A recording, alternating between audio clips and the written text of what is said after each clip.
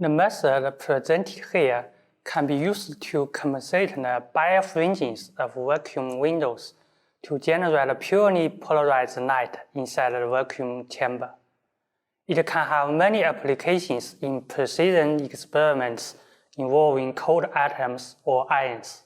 The main advantage of this technique is that atoms or ions are used not only as objects to be studied, but also as in situ detectors of polarization states.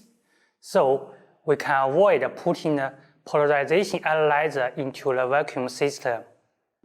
Demonstrating the procedure will be Yuan, an engineer from our laboratory, Ma, and Hao, 2 PhD students from our laboratory.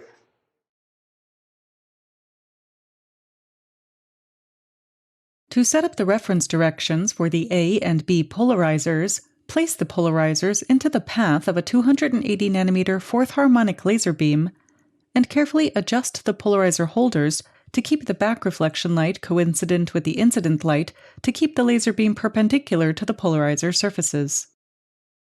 Place a power meter behind polarizer A and rotate the polarizer to maximize the output power. Record the angle of polarizer A by stepper motor rotation stage and the power behind polarizer A by power meter. Next, place the power meter behind polarizer B and rotate polarizer B to maximize the output power.